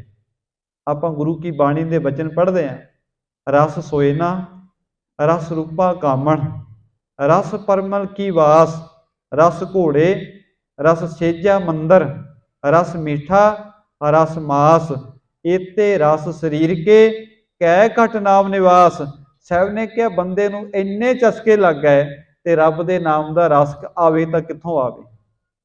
किन्ने चस्के ने। वैसे साडे जीवन विच एक चस्के की गल धर्म की दुनिया में बहुती होंदी, वो है मास ते मिठे की। गुरु साहब ने मास के चस्के नूं तां बिल्कुल अखीर ते रखिया। उस तो पहला किन्ने सारे होर चस्कियां का गुरु साहब ने जिक्र किया। रस सोयना, कईयां नूं सोने का रस है, सोना इकट्ठा करन दा, सोना पहनण दा ते सोने का हंकार करन दा, ये भी एक रस है। रस सोयना, रस रूपा, रूपा कहंदे ने चांदी नूं, कईयां नूं चांदी का भी चस्का है। कामण भाव के इस्तरी, कईयां दे जीवन विच कामक विचारां का चस्का है। रस सोयना रस रूपा कामण, रस परमल की वास, कईयां नूं तरह तरह दीयां सुगंधियां लैण का चस्का है। रस घोड़े, कईयां नूं सोहणियां सवारियां का चस्का है। जिवें पहले ही बेनती की उन्हां समयां च घोड़े सी, अजकल महंगियां गड्डियां, कईयां दे जीवन विच महंगियां गड्डियां का ही चस्का है। रस घोड़े रस सेजा मंदर, कईयां नूं सुंदर सेजा का चस्का है, कईयां नूं सुंदर घरां का चस्का है। मंदर कहंदे ने घर। रस घोड़े रस सेजा मंदर, रस मीठा कईयां नूं मिठे पदार्थां का चस्का है, रस मास कईयां नूं मास का चस्का है। ते गुरु साहब ने सारे चस्कियां की गल करके कहा इत्ते रस शरीर के, इन्ने चस्के बंदे नूं लगे पे ने, कै घट नाम निवास, ते नाम का रस टिके तां कित्थे टिके। हजूर ने अज भी किरपा की, कहन लगे साध कीते दुख पर फुड़े। जो बहुते चस्कियां विच बंदे का जीवन गलतान हो गया, ਉਹਦੇ ਵਿੱਚੋਂ निकलिया की, ਉਹਦੇ ਵਿੱਚੋਂ दुख प्रफुल्लित हो गए। हरेक दुख बंदे के चस्के ਵਿੱਚੋਂ निकलिया। साड़ियां बहुतियां बीमारियां साडे जीव के चस्के ਵਿੱਚੋਂ निकलियां ने। जिन्ना जीव का चस्का बंदे का वधिया, इहदे चों बेअंत दुख निकले ने। कोई भी चीज़ है जिहड़ी जरूरत तो ज़्यादा वध गई, उन्हें दुख पैदा कर दिते। हजूर ने कहा सुख थोड़े साध कीते दुख पर पुड़े पूर्व लिखे माए। हे मेरी माँ, जिहो जे मैं कर्म कीते उहो जे लेख लिखे गए मेरे मत्थे ते। जिहो जे कर्म करते रहे उहो जे लेख मत्थे ते लिखे जाते रहे, ते होया कि सुख थोड़े दुख अगले। सुख तो थोड़े ही सन, क्योंकि चस्कियां दे विचों सुख थोड़ा ही निकलदा है। सुख तो कुछ पलों का ही है। हुण बंदे ने आपां वेखदे ही हाँ, जदों बंदा किसी वस्तु नूं खांदा है, स्वाद तो इन्ना की है जीव का जिन्ना को टुकड़ा है, ਇੱਥੇ ਹੀ ਸਵਾਦ ਬੰਦੇ ਨੂੰ ਪਤਾ ਲੱਗਦਾ ਹੈ ਕਿ ਚੀਜ਼ ਵਸਤੂ ਮਿੱਠੀ ਹੈ ਕਿ ਕੌੜੀ ਹੈ। ਉਸ ਤੋਂ ਬਾਅਦ ਭੋਜਨ ਪੇਟ ਵਿੱਚ ਚਲਾ ਜਾਂਦਾ ਹੈ, ਕੋਈ ਪਤਾ ਨਹੀਂ ਲੱਗਦਾ। ਇਸ ਸਵਾਦ ਦੇ ਵਾਸਤੇ ਬੰਦਾ ਕਿੰਨਾ ਕੁਝ ਕਰਦਾ, ਤੇ ਸਵਾਦ ਦੇ ਵਿੱਚੋਂ ਹੀ ਰੋਗ ਪੈਦਾ ਹੋ ਗਏ। ਜਦੋਂ ਜ਼ਿਆਦਾ ਵਰਤੋਂ ਕੀਤੀ, ਆਪਾਂ ਵੇਖਦੇ ਹੀ ਹਾਂ ਕਿੰਨੀਆਂ ਸਾਰੀਆਂ ਬਿਮਾਰੀਆਂ ਨਿਕਲ ਆਈਆਂ। ਤੇ ਗੁਰੂ ਸਾਹਿਬ ਨੇ ਕਿਹਾ ਸੁੱਖ ਤਾਂ ਥੋੜਾ ਸੀ ਪਰ ਦੁੱਖ ਵੱਡੇ ਪੈਦਾ ਹੋਏ। ਸੁੱਖ ਥੋੜੇ, ਦੁੱਖ ਅਗਲੇ। ਦੁੱਖ ਇੰਨੇ ਨਿਕਲ ਆਏ, ਅੱਗੇ ਦੀ ਅੱਗੇ ਨਿਕਲ ਆਏ। ਪੂਰਬ ਲਿਖੇ ਮਾਏ ਦੁੱਖੇ ਦੁੱਖ ਵਿਆਏ। ਸਾਹਿਬ ਕਹਿੰਦੇ ਐਸੀ ਤਕਲੀਫ ਵਿੱਚ ਫਸ ਗਏ, ਹੁਣ ਹਰ ਵੇਲੇ ਬੰਦਾ ਦੁੱਖ ਵਿੱਚ ਹੀ ਬਤੀਤ ਕਰ ਰਿਹਾ ਹੈ। ਚਸਕਿਆਂ ਦੇ ਗੁਲਾਮ ਹੋ ਕੇ ਗੁਰੂ ਕੀ ਬਾਣੀ ਜਦੋਂ ਆਪਾਂ ਪੜ੍ਹਦੇ ਹਾਂ, ਸਤਿਗੁਰਾਂ ਨੇ ਇੱਥੇ ਕੁਝ ਜਾਨਵਰਾਂ ਦਾ ਜ਼ਿਕਰ ਕੀਤਾ। ਹਜ਼ੂਰ ਨੇ ਕਿਹਾ ਕੁਝ ਜਾਨਵਰ ਐਸੇ ਨੇ ਜਿਨ੍ਹਾਂ ਦੇ ਜੀਵਨ ਵਿੱਚ ਇੱਕ ਇੱਕ ਚਸਕਾ ਸੀ। ਜਿਸ ਤਰ੍ਹਾਂ ਪਤੰਗੇ ਨੂੰ ਚਸਕਾ ਸੀ ਰੋਸ਼ਨੀ ਦਾ, ਭੌਰੇ ਨੂੰ ਚਸਕਾ ਸੀ ਸੁਗੰਧੀ ਦਾ, ਮੱਛੀ ਨੂੰ ਚਸਕਾ ਸੀ ਉਹ ਲਾਲਚ ਵਿੱਚ ਫਸ ਕੇ ਜਿਹੜੀ ਕੁੰਡੀ ਤੇ ਉਹਨੂੰ ਭੋਜਨ ਲੱਗਿਆ ਦਿਖਿਆ। ਹਾਥੀ ਨੂੰ ਕਾਮ ਦਾ ਚਸਕਾ ਸੀ, ਮਿਰਗ ਨੂੰ ਸੰਗੀਤ ਦਾ ਚਸਕਾ ਸੀ।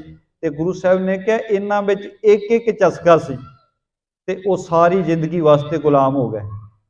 ਇੱਕ ਇੱਕ ਚਸਕੇ ਨੇ ਜ਼ਿੰਦਗੀ ਦੇ ਵਿੱਚ ਗੁਲਾਮ ਕਰ ਦਿੱਤੇ। ਤੇ ਗੁਰੂ ਸਾਹਿਬ ਨੇ ਕਿਹਾ ਜਿਹਦੇ ਅੰਦਰ ਪੰਜਿਆਂ ਦੇ ਚਸਕੇ ਨੇ, ਪੰਜੇ ਵਿਕਾਰਾਂ ਦੇ ਵਿੱਚ ਹੀ ਬੰਦਾ ਫਸਿਆ ਹੋਇਆ। ਕਿਸੇ ਨੂੰ ਹੰਕਾਰ ਦਾ ਹੈ, ਕਿਸੇ ਨੂੰ ਲੋਭ ਦਾ ਹੈ, ਕਿਸੇ ਨੂੰ ਕਾਮ ਦਾ ਹੈ, ਕਿਸੇ ਨੂੰ ਮੋਹ ਦਾ ਚਸਕਾ ਹੈ। ਜਿਹਦੇ ਅੰਦਰ ਪੰਜੇ ਚੀਜ਼ਾਂ ਦੇ ਚਸਕੇ ਨੇ, ਗੁਰੂ ਸਾਹਿਬ ਕਹਿੰਦੇ ਉਹਦੇ ਹਾਲਾਤ ਵੇਖੋ ਕੀ ਹੋਣੇ। ਹੁਣ ਵੇਖੋ ਜਿਹੜਾ ਮਿਰਗ ਹੁੰਦਾ ਹੈ, ਮਿਰਗ ਨੂੰ ਸੰਗੀਤ ਦਾ ਚਸਕਾ ਹੈ ਤੇ ਸ਼ਿਕਾਰੀ ਨੂੰ ਪਤਾ ਇਹਨੂੰ ਸੰਗੀਤ ਸੁਣਨਾ ਪਸੰਦ ਹੈ, ਉਹ ਘੰਡੇ ਹੀੜੇ ਦਾ ਰਾਗ ਵਜਾਉਂਦਾ ਹੈ। ਤੇ ਹਿਰਨ ਉਸ ਚਸਕੇ ਦਾ ਗੁਲਾਮ ਹੋਇਆ ਆ ਕੇ ਨੇੜੇ ਖੜਾ ਹੋ ਜਾਂਦਾ ਤੇ ਸ਼ਿਕਾਰੀ ਉਹਨੂੰ ਫੜ ਕੇ ਮਾਰ ਲੈਂਦੇ ਨੇ। ਚਸਕੇ ਦਾ ਗੁਲਾਮ ਹੋਇਆ, ਮੌਤ ਮਿਲ ਗਈ। ਹਾਥੀ ਇੰਨੀ ਵੱਡੀ ਤਾਕਤ ਦਾ ਮਾਲਕ ਹੁੰਦਾ ਹੈ, ਕਿੱਡਾ ਵੱਡਾ ਜਾਨਵਰ ਹੈ ਹਾਥੀ। ਜੇ ਜਦੋਂ ਉਹ ਮਸਤ ਹੋ ਜਾਂਦਾ ਹੈ ਤੇ ਜੰਗਲ ਵਿੱਚ ਕਿਸੇ ਜਾਨਵਰ ਦੀ ਹਿੰਮਤ ਨਹੀਂ ਹੁੰਦੀ ਹਾਥੀ ਨੂੰ ਰੋਕ ਲਵੇ। ਪਰ ਕਿਤੇ ਵੇਖਣਾ ਆਪਾਂ ਪੰਜਾਬ ਵਿੱਚ ਵੇਖਦੇ ਰਹੇ ਹਾਂ, ਚਾਰ ਕੁ ਬੰਦੇ ਉਹ ਹਾਥੀ ਨੂੰ ਗਲੀਆਂ ਵਿੱਚ ਘੁਮਾਉਂਦੇ ਨੇ ਤੇ ਘੁਮਾਉਂਦੇ ਨੇ, ਘਰ ਘਰ ਵਿੱਚੋਂ ਆਟਾ ਵੀ ਮੰਗਾਉਂਦੇ ਨੇ। ਉਹ ਆਟਾ ਮੰਗਦਾ ਫਿਰਦਾ ਹਾਥੀ, ਤੇ ਕਾਬੂ ਕਿਵੇਂ ਆ ਗਿਆ? ਉਹਦੇ ਚਸਕੇ ਦੇ ਕਰਕੇ। ਉਹਦੇ ਚਸਕੇ ਜਿਹੜਾ ਉਹਨੂੰ ਕਾਮ ਦਾ ਚਸਕਾ ਸੀ ਉਹਦੇ ਕਰਕੇ ਹਾਥੀ ਦੇ ਉਹਨਾਂ ਸ਼ਿਕਾਰੀਆਂ ਦੇ ਹੱਥ ਆ ਗਿਆ ਤੇ ਗਲੀ ਗਲੀ ਵਿੱਚ ਫਿਰਨਾ ਪਿਆ ਗੁਲਾਮ ਹੋ ਕੇ। ਉਹ ਲੋਕਾਂ ਦੇ ਬੱਚਿਆਂ ਨੂੰ ਆਪਣੇ ਉੱਪਰ ਬਿਠਾਉਂਦਾ ਹੈ, ਉਹਨੂੰ ਝੂਟੇ ਦੇ ਕੇ ਹੇਠਾਂ ਲਾ ਦਿੰਦਾ। ਇੱਕ ਗਲਤੀ ਨੇ ਉਹਨੂੰ ਗੁਲਾਮ ਕਰ ਦਿੱਤਾ। ਤੇ ਗੁਰੂ ਸਾਹਿਬ ਕਹਿੰਦੇ ਜਿਹਦੇ ਅੰਦਰ ਪੰਜੇ ਹੀ ਗਲਤੀਆਂ ਨੇ, ਪੰਜੇ ਚਸਕੇ ਨੇ, ਉਹਦਾ ਹਾਲਾਤ ਕਿਹੋ ਜਿਹੇ ਹੋਣੇ ਨੇ, ਉਹਨੇ ਬੰਦੇ ਨੇ ਕਿੱਥੇ ਡਿੱਗਣਾ। ਤੇ ਗੁਰੂ ਸਾਹਿਬ ਗੁਰੂ ਨਾਨਕ ਸਾਹਿਬ ਮਹਾਰਾਜ ਅੱਜ ਵਚਨ ਕਰਦੇ ਨੇ, ਕਹਿੰਦੇ ਸੁੱਖ ਥੋੜੇ ਦੁੱਖ ਅਗਲੇ। ਦੁੱਖ ਬੜੇ ਨਿਕਲ ਆਏ, ਸੁੱਖ ਤਾਂ ਥੋੜੇ ਸਮੇਂ ਦਾ ਸੀ ਪਰ ਦੁੱਖ ਬਹੁਤ ਲੰਮੇ ਨਿਕਲੇ। ਦੁੱਖੇ ਦੁੱਖ ਵਿਹਾਏ, ਦੁੱਖ ਖਤਮ ਵੀ ਨਹੀਂ ਹੋਏ। ਬੰਦੇ ਦੀ ਸਾਰੀ ਜ਼ਿੰਦਗੀ ਉਹਨਾਂ ਚਸਕਿਆਂ ਦਾ ਗੁਲਾਮ ਹੋ ਕੇ ਸਾਰੀ ਜ਼ਿੰਦਗੀ ਕਈ ਵਾਰੀ ਦੁੱਖਾਂ ਵਿੱਚ ਹੀ ਲੰਘ ਜਾਂਦੀ।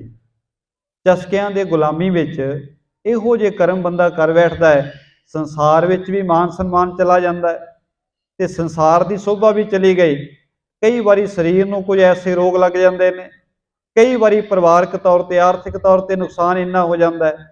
ਚਸਕਿਆਂ ਦਾ ਗੁਲਾਮ ਹੋਇਆ ਬੰਦਾ ਬਿਲਕੁਲ ਹੀ ਸਾਹਿਬ ਕਹਿੰਦੇ ਦੁੱਖਾਂ ਵਿੱਚ ਬਹਿ ਜਾਂਦਾ। ਤੇ ਸਾਹਿਬ ਫਿਰ ਕਿਰਪਾ ਕਰਦੇ ਨੇ, ਵਿਛੜਿਆ ਕਾ ਕਿਆ ਵਿਛੜੈ, ਮਿਲਿਆ ਕਾ ਕਿਆ ਮੇਲ। ਹਜ਼ੂਰ ਕਹਿੰਦੇ ਜਿਹੜੇ ਪ੍ਰਮਾਤਮਾ ਤੋਂ ਵਿਛੜੀ ਗਏ, ਦੂਰ ਹਟ ਗਏ, ਉਹਨਾਂ ਹੋਰ ਕੀ ਵਿਛੜਨਾ ਹੈ। ਭਾਵ ਕਿ ਇੱਕ ਵਾਰੀ ਵਿਛੜ ਗਏ ਫਿਰ ਤਾਂ ਦੂਰ ਹੀ ਦੂਰ ਜਾਣਾ, ਹੋਰ ਕੀ ਉਹਨਾਂ 'ਚ ਵਰਤੇਗਾ। ਪਰ ਜਿਨ੍ਹਾਂ ਦਾ ਨਾਮ ਨਾਲ ਪ੍ਰੇਮ ਪੈ ਗਿਆ, ਜਿਹੜੇ ਰੱਬ ਨਾਲ ਇੱਕ ਵਾਰੀ ਮਿਲ ਗਏ, ਤਾਂ ਉਹਨਾਂ ਵਾਸਤੇ ਹੋਰ ਕੋਈ ਮਿਲਾਪ ਬਾਕੀ ਨਹੀਂ ਰਹਿ ਜਾਂਦਾ। ਉਹ ਬਿਲਕੁਲ ਇੱਕਜੁੱਟ ਹੋ ਜਾਂਦੇ ਨੇ। ਸਾਹਿਬ ਸੋ ਸਲਾਹੀਐ ਜਿਨ ਕਰ ਦੇਖਿਆ ਖੇਲ। ਇਹ ਭਾਈ ਜਿਸ ਪ੍ਰਮਾਤਮਾ ਨੇ ਜਗਤ ਦੀ ਖੇਡ ਨੂੰ ਰਚਿਆ ਹੈ, ਉਸ ਮਾਲਕ ਦੀ ਸਿਫਤ ਸਲਾਹ ਕਰਿਆ ਕਰੀਏ। ਸੰਜੋਗੀ ਮੇਲਾਵੜਾ ਇਨ ਤਨ ਕੀਤੇ ਭੋਗ, ਬੇਜੋਗੀ ਮਿਲ ਵਿਛੜੇ ਨਾਨਕ ਭੀ ਸੰਜੋਗ। ਸੰਜੋਗ ਵਸ ਇਹ ਮਨੁੱਖਾ ਜੀਵਨ ਮਿਲਿਆ ਸੰਜੋਗ ਵਸ ਹੈ। ਪਰ ਸਾਹਿਬ ਕਹਿੰਦੇ ਇਸ ਜੀਵਨ ਵਿੱਚ ਆ ਕੇ ਇਨ ਤਨ ਕੀਤੇ ਭੋਗ, ਇਸ ਜੀਵਨ ਵਿੱਚ ਆ ਕੇ ਬੰਦਾ ਚਸਕਿਆਂ 'ਚ ਪੈ ਗਿਆ, ਸਵਾਦਾਂ ਵਿੱਚ ਹੀ ਪੈ ਕੇ ਰਹਿ ਗਿਆ।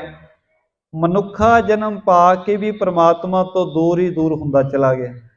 ਤੇ ਸਾਹਿਬ ਕਹਿੰਦੇ ਭਾਈ ਜੇ ਇਸ ਜੀਵਨ ਵਿੱਚ ਵੀ ਮਾੜੇ ਕਰਮ ਹੀ ਕਰਨੇ ਨੇ ਫਿਰ ਪ੍ਰਮਾਤਮਾ ਜੀ ਨਾਲ ਮਿਲਾਪ ਦੀ ਆਸ ਕਿਵੇਂ ਰਹਿ ਸਕਦੀ ਹੈ। ਜੇ ਤਾਂ ਇਸ ਜੀਵਨ ਵਿੱਚ ਸ਼ੁਭ ਕਰਮ ਕੀਤੇ ਜਾਣ, ਬੰਦਗੀ ਵਾਲੇ ਪਾਸੇ ਜੁੜਿਆ ਜਾਏ, ਚੰਗੇ ਸ਼ੁਭ ਕਰਮ ਕਮਾਏ ਜਾਣ, ਫਿਰ ਤਾਂ ਮਾਲਕ ਦੇ ਨੇੜੇ ਬੰਦਾ ਹੋ ਸਕਦਾ ਹੈ। ਨਹੀਂ ਤਾਂ ਗੁਰੂ ਸਾਹਿਬ ਕਹਿੰਦੇ ਬੰਦਾ ਇਕੱਲਾ ਨਾਮ ਦਾ ਹੀ ਬੰਦਾ ਰਹਿ ਜਾਂਦਾ ਹੈ। ਕਰਤੂਤਾਂ ਬੰਦੇ ਦੀਆਂ ਪਸ਼ੂਆਂ ਤੋਂ ਵੀ ਬਦਤਰ ਹੋ ਜਾਂਦੀਆਂ। ਬਚਨ ਪੜ੍ਹਦੇ ਆ ਨਾ ਰੋਜ਼, ਕਰਤੂਤ ਪਸ਼ੂ ਕੀ ਮਾਨਸ ਜਾਤ। ਇਕੱਲਾ ਨਾਮ ਦਾ ਹੀ ਬੰਦਾ ਹੈ ਬੰਦਾ, ਪਰ ਜਦੋਂ ਕਰਮ ਨਹੀਂ ਚੰਗੇ ਕਰਦਾ, ਸ਼ੁਭ ਕਰਮ ਬੰਦਾ ਕਰਦਾ ਹੀ ਨਹੀਂ। ਤੇ ਸਾਹਿਬ ਕਹਿੰਦੇ ਨਾਮ ਦੇ ਬੰਦੇ ਨੂੰ ਕੀ ਕਰਾਂਗੇ, ਕਰਤੂਤਾਂ ਕਰਕੇ ਤਾਂ ਪਸ਼ੂ ਬਣ ਗਿਆ। ਭੈੜੇ ਕਰਮ ਐਸੇ ਕਰਦਾ ਹੈ, ਪਸ਼ੂਆਂ ਤੋਂ ਵੀ ਬਦਤਰ ਹੋ ਗਿਆ। ਹੁਣ ਵੇਖੋ ਗੁਰੂ ਸਾਹਿਬ ਨੂੰ ਇਹ ਵਚਨ ਵੀ ਕਹਿਣੇ ਪਏ, ਕਹਿੰਦੇ ਸਾਕਤ ਤੇ ਸੂਕਰ ਭਲਾ ਰਾਖੈ ਅੱਛਾ ਗਾਓ। ਕਹਿੰਦੇ ਮਨਮੁਖ ਬੰਦੇ ਨਾਲੋਂ, ਭੈੜੇ ਕਰਮ ਕਰਨ ਵਾਲੇ ਬੰਦੇ ਨਾਲੋਂ ਜਿਹੜਾ ਸੂਰ ਹੈ ਉਹ ਕਿਤੇ ਲੱਖਾਂ ਗੁਣਾ ਚੰਗਾ ਹੈ। ਕਿਉਂ ਚੰਗਾ? ਕਹਿੰਦੇ ਜਿਹੜਾ ਸੂਰ ਹੈ ਉਹ ਤਾਂ ਗੰਦਗੀ ਖਾ ਕੇ ਚਲੋ ਗੰਦਗੀ ਘੱਟ ਹੀ ਕਰਦਾ, ਪਰ ਸਾਕਤ ਬੰਦਾ ਜਿੱਥੇ ਜਾਏਗਾ ਉਹ ਸਮਾਜ ਵਿੱਚ ਗੰਦਗੀ ਫੈਲਾਏਗਾ।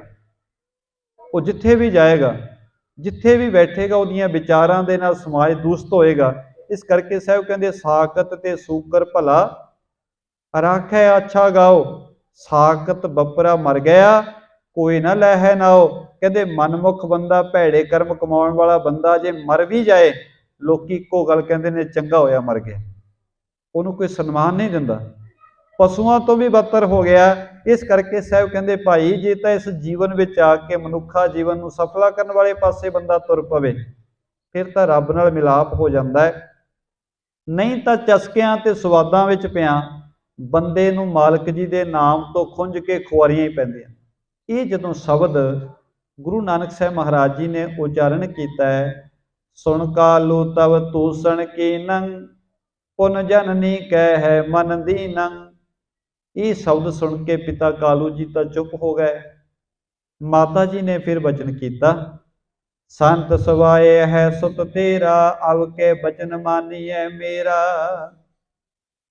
ਮਾਤਾ ਜੀ ਕਹਿਣ ਲੱਗੇ, हे ਪੁੱਤਰ ਨਾਨਕ ਜੀ, ਸਾਨੂੰ ਪਤਾ ਹੈ ਤੇਰਾ ਸੰਤ ਸੁਭਾਅ ਹੈ, ਤੂੰ ਸਾਧੂਆਂ ਦੇ ਸੁਭਾਅ ਵਾਲਾ ਹੈ, ਪਰ ਇੱਕ ਕਿਰਪਾ ਕਰ ਸਾਡਾ ਬਚਨ ਮੰਨ ਲੈ। ਸਦਨ ਵਿਖੇ ਕੋ ਦਿਨ ਚਲ ਰਹੀ ਹੈ, ਗਮਨ ਕਰਨ ਕੋ ਹਠ ਨ ਗਈ ਹੈ। ਚੱਲ ਜੇ ਬਹੁਤੀ ਦੇਰ ਨਹੀਂ ਰੁਕਣਾ, ਕੁਝ ਦਿਨਾਂ ਵਾਸਤੇ ਤਾਂ ਘਰ ਚੱਲਣਾ ਕਰ, ਇੱਕ ਵਾਰੀ ਤਾਂ ਘਰ ਚੱਲ ਪੈ, ਇਹਨਾਂ ਹਠ ਨਾ ਧਾਰਨ ਕਰ। ਸਾਡੀ ਵੀ ਅਵਿਲਾਖਾ ਹੈ, ਪੂਰਨ ਕਰ ਅਵਿਲਾਖ ਹਮਾਰੇ, ਸਮਾਂ ਬਿਤਾਵੋ ਦ੍ਰਿਸ਼ਟ ਅਗਾਰੀ। ਆ ਵੇਖ ਲੈ ਸਾਡਾ ਹੁਣ ਤਾਂ ਅਸੀਂ ਨਦੀ ਕਿਨਾਰੇ ਰੁਖੜੇ ਹੋਏ ਪਏ ਹਾਂ, ਪਤਾ ਨਹੀਂ ਕਦੋਂ ਬੁਲਾਵਾ ਆ ਜਾਣਾ। ਕੁਝ ਸਮਾਂ ਤਾਂ ਸਾਡੀਆਂ ਅੱਖਾਂ ਦੇ ਸਾਹਮਣੇ ਰਹਿਣਾ ਕਰ, ਅਸੀਂ ਤੈਨੂੰ ਵੇਖ ਕੇ ਜੀ ਸਕੀਏ। ਤੁਝ ਬਿਲੋਕ ਮੈਂ ਨਹੀਂ ਅਗਾਈ, ਪਿਛਰੇ ਹੀ ਸਭ ਵੈਸ ਬਿਤਾਈ। हे ਪੁੱਤਰ ਨਾਨਕ, ਤੈਨੂੰ ਵੇਖ ਕੇ ਮੈਂ ਅਜੇ ਤੱਕ ਰੱਜੀ ਵੀ ਨਹੀਂ ਹਾਂ, ਮੈਨੂੰ ਰੱਜ ਨਹੀਂ ਆਇਆ ਤੈਨੂੰ ਵੇਖ ਵੇਖ ਕੇ। ਤੇਰੇ ਤੋਂ ਦੂਰ ਹੋ ਕੇ ਸਾਰੀ ਜ਼ਿੰਦਗੀ ਬਤੀਤ ਕਰ ਦਿੱਤੀ ਹੈ। ਬ੍ਰਿਧ ਭਈ ਮਨ ਬਹੁ ਲਲਚਾਵਾ, ਅਵਿਲਾਖਤ ਨਿਸ ਦਿਵਸ ਬਿਤਾਵਾ। ਰਾਤ ਦਿਨ ਹੁਣ ਇੱਕੋ ਹੀ ਆਸਾ ਰਹਿੰਦੀ ਹੈ, ਮੇਰਾ ਪੁੱਤਰ ਮੇਰੇ ਨੇੜੇ ਹੋਵੇ। ਤੇ ਸਾਡੀ ਆਸਾ ਪੂਰੀ ਕਰੋ, ਘਰ ਚੱਲਣਾ ਕਰੋ। ਸੁਣ ਜਨਨੀ ਕੀ ਇਸ ਵਿਦ ਬਾਣੀ, ਦਇਆ ਧਾਰ ਸ੍ਰੀ ਨਾਨਕ ਮਾਨੀ। ਜਦੋਂ ਮਾਤਾ ਜੀਆਂ ਨੇ ਪ੍ਰੇਮ ਨਾਲ ਬੇਨਤੀਆਂ ਕੀਤੀਆਂ, ਪ੍ਰੇਮ ਨਾਲ ਸਮਝਾਇਆ, ਗੁਰੂ ਨਾਨਕ ਸਾਹਿਬ ਮਹਾਰਾਜ ਜੀ ਫਿਰ ਘਰ ਜਾਣ ਵਾਸਤੇ ਤਿਆਰ ਹੋ ਗਏ। ਤੇ ਉਠ ਗਮਨੇ ਤਿਨ ਸੰਗਾ, ਸਭ ਕੇ ਉਰ ਪਾ ਹਰਖਿਓ ਮੰਗਾ। ਇਸ ਖੂਹ ਤੋਂ ਚੱਲ ਕੇ ਗੁਰੂ ਨਾਨਕ ਸਾਹਿਬ ਮਹਾਰਾਜ ਜੀ ਆਪਣੇ ਮਾਤਾ ਪਿਤਾ ਜੀ ਦੇ ਨਾਲ ਤੁਰ ਪਏ ਨੇ। ਜਦੋਂ ਗੁਰੂ ਸਾਹਿਬ ਘਰ ਵੱਲ ਨੂੰ ਤੁਰੇ, ਸਾਰੇ ਬੜੇ ਖੁਸ਼ ਹੋ ਗਏ। ਆਨ ਸਦਨ ਮੈਂ ਪ੍ਰਭੂ ਸੁਹਾਏ, ਸੁਣ ਕੇ ਲੋਕ ਮਿਲਣ ਬੋ ਆਏ। ਜਿਸ ਵੇਲੇ ਗੁਰੂ ਨਾਨਕ ਸਾਹਿਬ ਮਹਾਰਾਜ ਜੀ ਆਪਣੇ ਘਰ ਆ ਗਏ, ਮਾਤਾ ਪਿਤਾ ਨੇ ਬੜਾ ਚਾਅ ਕੀਤਾ। ਨਗਰ ਦੇ ਲੋਕੀ ਵੀ ਇਹ ਗੱਲ ਸੁਣ ਕੇ ਕਿ ਪਟਵਾਰੀ ਦਾ ਪੁੱਤਰ ਨਾਨਕ ਘਰ ਵਾਪਸ ਆਇਆ, ਸਾਰੇ ਮਿਲਣ ਵਾਸਤੇ ਆ ਰਹੇ ਨੇ। ਬੰਦਨ ਕਰੇ ਜੋਰ ਦਵੇ ਪਾਨਾ, ਜਥਾ ਜੋਗ ਸਭ ਕੋ ਸਨਮਾਨਾ। ਦੋਵੇਂ ਹੱਥ ਜੋੜ ਕੇ ਬੰਦਨਾ ਕਰਦੇ ਨੇ ਸਾਰੇ ਲੋਕੀ ਆ ਕੇ, ਤੇ ਗੁਰੂ ਸਾਹਿਬ ਜੀ ਸਾਰਿਆਂ ਦਾ ਸਨਮਾਨ ਕਰ ਰਹੇ ਨੇ। दोहरा लालू के ठा काम को गयो सुनियो तह ठाए रसा पद तूरन धरे मिलियो आन बह पाए। गुरु साहब जी के चाचा भाई लालू जी वो किसी काम वास्ते घरों बाहर गए हुए सन। उन्होंने किसी ने खबर दी कि तुहाडा भतीजा घर आ गया, भाव के नानक जी घर आ गए ने। वो एकदम दौड़ के आए, बहुत जल्दी दे नाल जिथे गए हुए सन उत्थों दौड़ के आए ते बहुत प्रेम धारण करके गुरु नानक साहब नूं आके मिले। चौपई भीर भूर पे अजर मझारे दर्शन हित आवे नर नारी। गुरु साहब जी के घर विहड़े विच बहुत वड्डी भीड़ इकट्ठी हो गई, संगतां इकट्ठियां हो गईयां। सारे नगर के लोग इस्त्रियां मर्द सारे गुरु साहब नूं मिलण वास्ते आ रहे ने।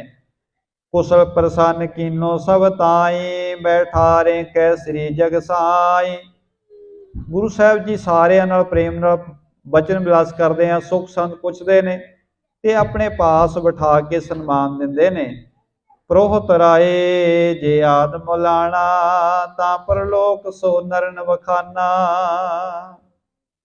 उस वेले आके लोगों ने दसिया गुरु साहब जी नूं कि सतगुरु जी हे नानक जी हो तुहाडे जिहड़े प्यारे सन प्रोहत जी राए बुलार जी ते मौलाना आदि जिहड़े तुहाडे प्यारे सन सारे इस संसार तो कूच कर गए ने। तुसीं लंबे समय तो बाद नगर विखे आए हो, अपने घर विखे आउणा कीता है। जिहड़े तुहाडे प्यारे सन राए बुलार वर्गे जिन्हां ने तुहानूं पढ़ाया है जां जिहड़े प्रोहत सन जिन्हों पंडित हरदयाल कहा जाता है वो सारे परलोक सिधार चुके ने। सुन श्री नानक बचन उचारा मिथ्याए परपंच बसारा। गुरु नानक साहब महाराज जी ने सारा कुछ सुन के वचन किया, कहने लगे प्यारे ये सारा ही संसार झूठा है। एक दिन बिनसनहार है ते एक दिन हरेक प्राणी नूं इत्थों संसार तो तुरना ही पैंदा है। बिनस जाते बार न लागै जाते सतनाम अनुरागै। ये संसार विच जिहड़ा भी प्राणी आया उन्होंने इत्थों बिनसदियां जांदियां देर नहीं लगती। इस करके कोई गल नहीं, जिहड़े साडे प्यारे सन उन्हां भी जाना ही सी, एक दिन हरेक नूं जाना पैना है। इस करके भाई तुसी सतनाम दा सिमरन करया करो। सुपन समान रहन जग माही तजे मोह स्तर कछ नाई। गुरु साहब कहते जगत विच रहना सुपने के समान है। ये सुपना ही है एक तरह का, ते कोई भी सुपना कदे सदा वास्ते नहीं चलिया करता।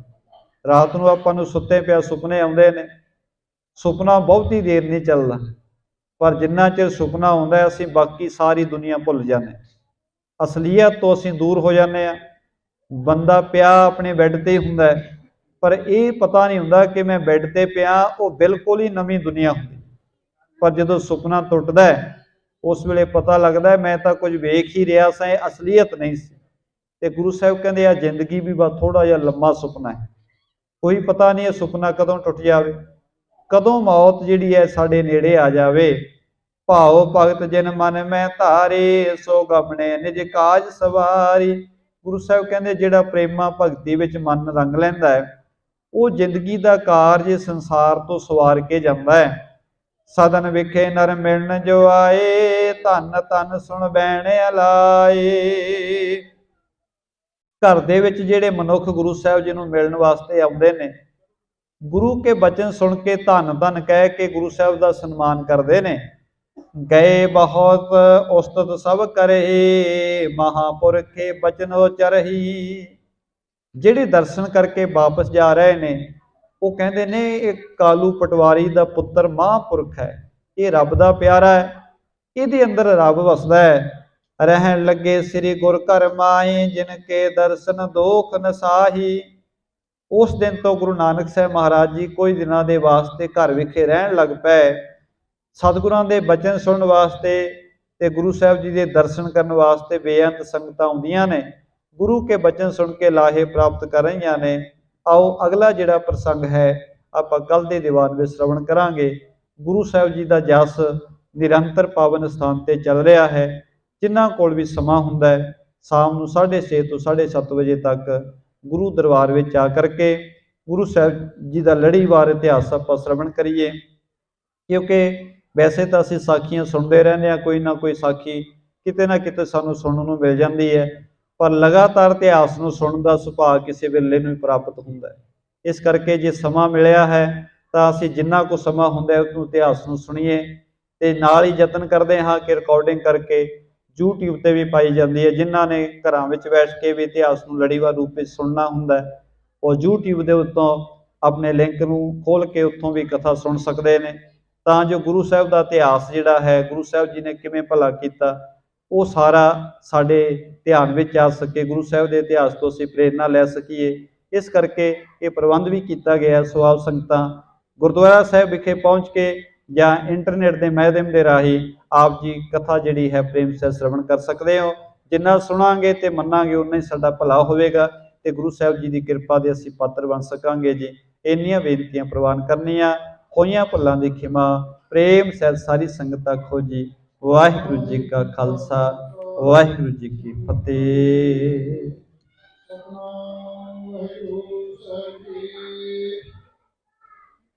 ਤੂੰ ਮੇਰੋ ਮੇਰ ਪਰਵਤ ਸੁਆਮੀ, ਓ ਰਹੀ ਨਾ ਤੇਰੇ, ਨਾ ਤੁਮ ਬੋਲੋ ਨਾ ਹਮ गिरते, रख भी हर मेरे, कृपा करो दीन के दाते, मेरा गुण अवगुण मेरा